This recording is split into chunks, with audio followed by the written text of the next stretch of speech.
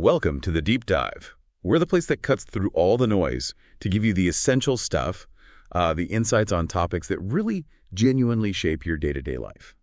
Today, we are plunging into something just incredibly universal, but, well, surprisingly complex. It's the intricate world of nutrition and body health. We've gone through a whole stack of sources, everything from the latest research to really practical guides.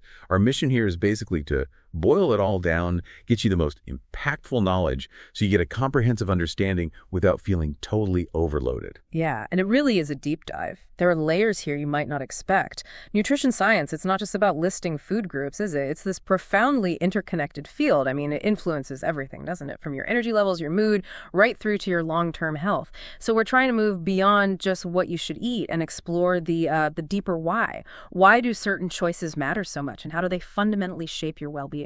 The essential building blocks of life. Okay, so let's start unpacking this foundational idea.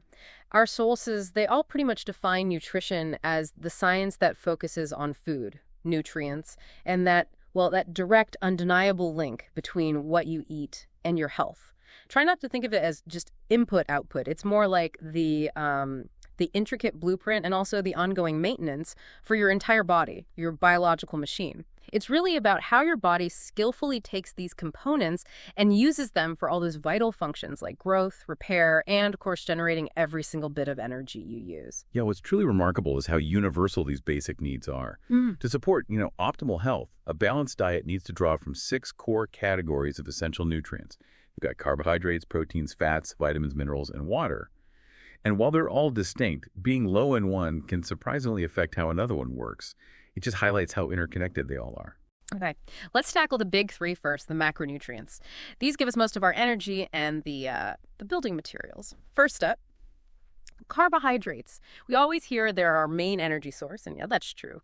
But our sources dig a bit deeper. They explain why the difference between simple and complex isn't just about how fast you digest them. It actually impacts sustained energy, mood stability, even your gut health. Simple carbs, things like sugars and fruit and milk, they give you quick energy, sure.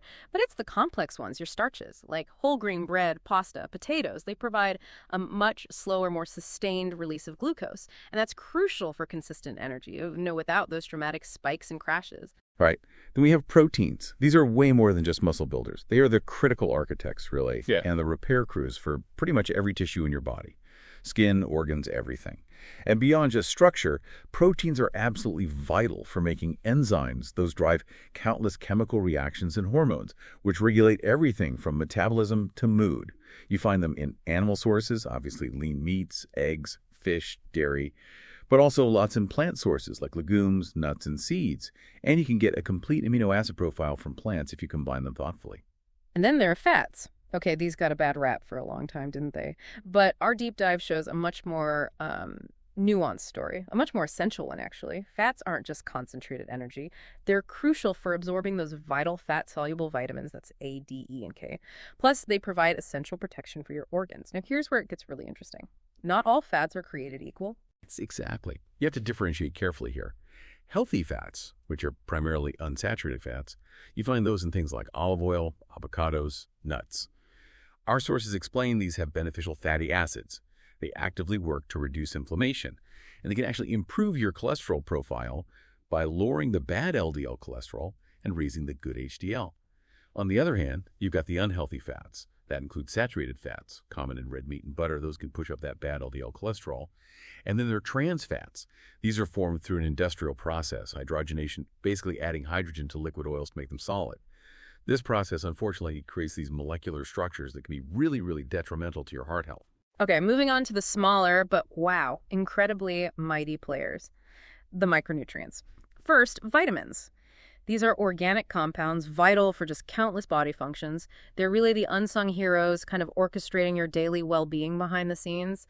They get categorized into fat-soluble A, D, E, and K, which, like the name says, get stored in your body.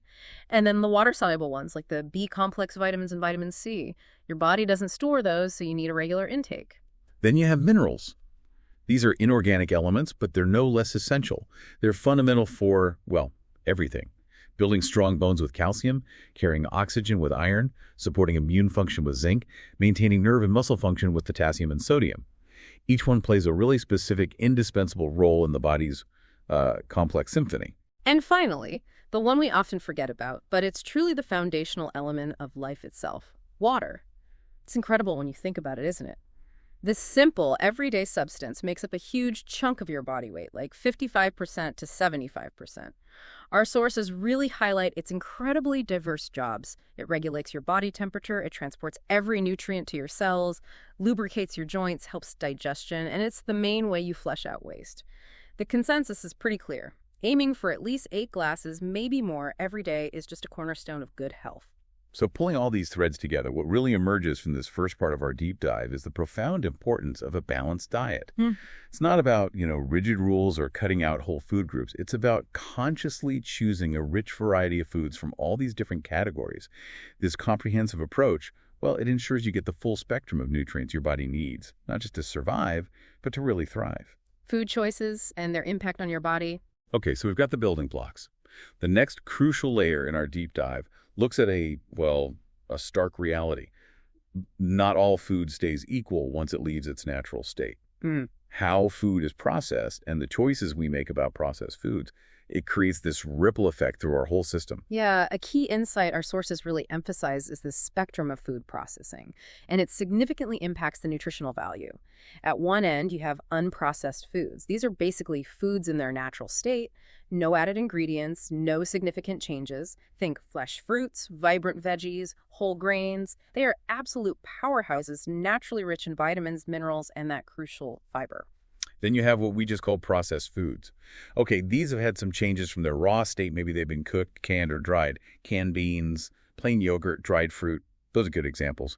While they're altered, they generally keep a good amount of their nutritional value, and they can be really convenient, healthy options sometimes. But then we get to ultra-processed foods. And this is where the health implications become dramatically different. Our sources describe these as, formulations, largely made from industrial ingredients. They often have artificial additives, colors, flavors, all designed to make them taste good and last longer on the shelf.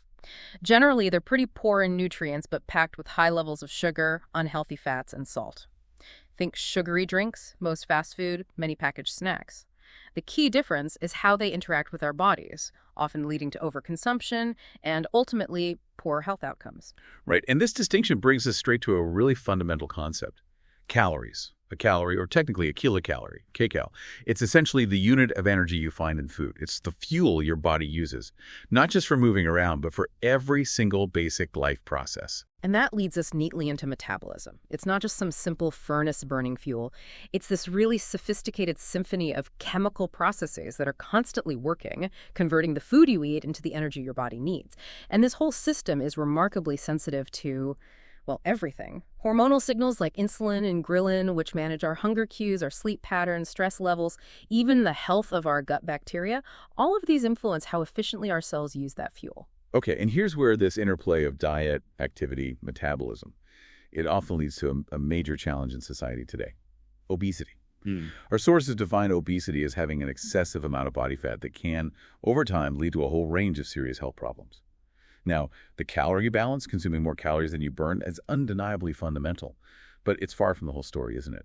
Absolutely. What's fascinating is how many factors kind of weave together beyond just calories in, calories out. These include, widespread lack of physical activity and those unhealthy eating habits we mentioned, especially consistently eating those ultra-processed foods, unhealthy fats, sugary drinks. But our sources also talk about how things like chronic stress, not getting enough sleep, and even your individual genetic predispositions can create this complex physiological environment. It can make just eat less a lot harder than it sounds. And here's a pretty startling figure our sources brought up. Globally, 39% of adults are overweight, and a significant 13% are actually obese. What's even more striking is how that number climbs so dramatically with age. Only about 10% of 18 to 29-year-olds are obese, but that jumps way up to 29% for those aged 70 to 79. Wow, so how do we measure this or get a handle on it? Our deep dive points to some practical tools for gauging body health. One very common one is the body mass index, or BMI. It's a useful screening tool, basically assesses your body weight relative to your height. You calculate it by weight in kilograms divided by height in meters squared.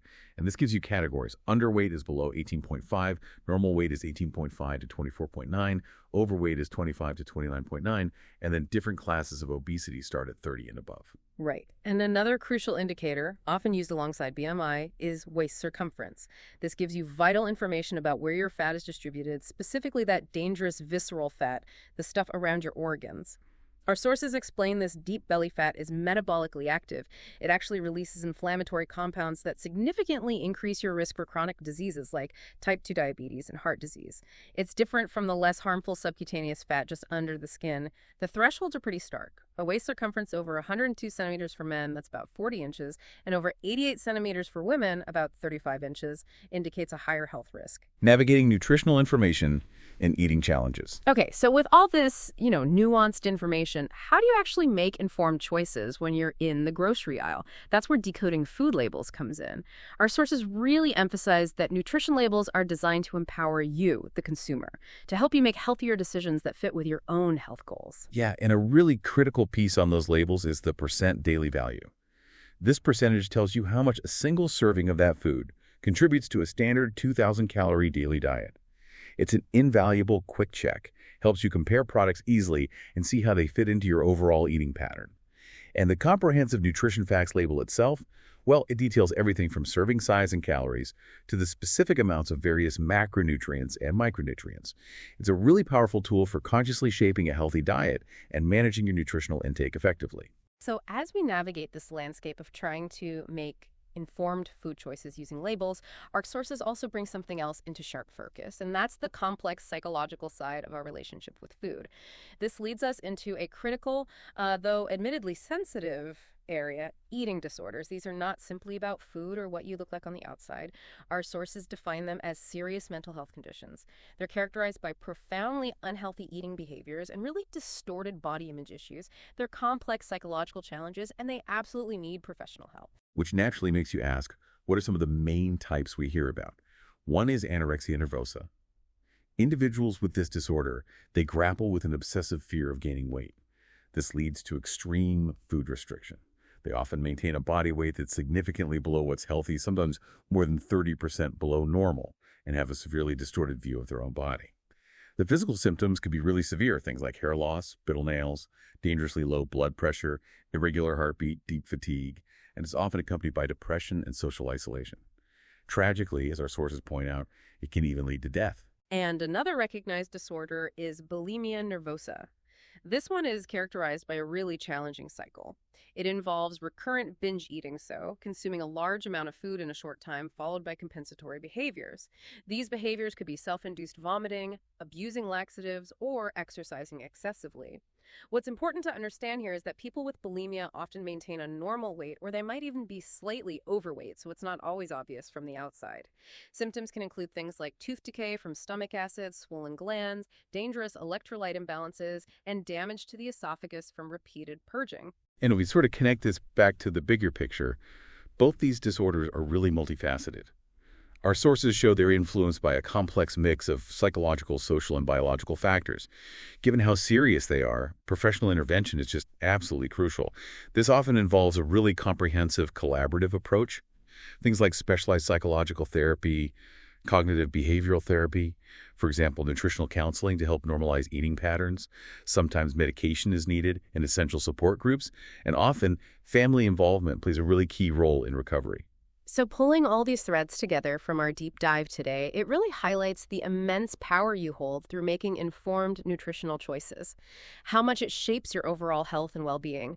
Understanding these foundational insights and also the more nuanced aspects really empowers you to take greater, more conscious control of your own personal health journey. Yeah, and given the increasing prevalence of both these ultra-processed foods we talked about, and the serious nature of eating disorders, it does raise a profound question, doesn't it? Mm-hmm. What collective responsibility does society as a whole bear in fostering healthier food environments?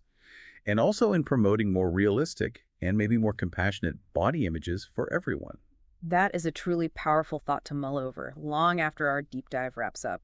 We really hope this exploration has given you some transformative insights, maybe sparked a deeper, more empowered curiosity about your own health journey. Until next time, stay curious.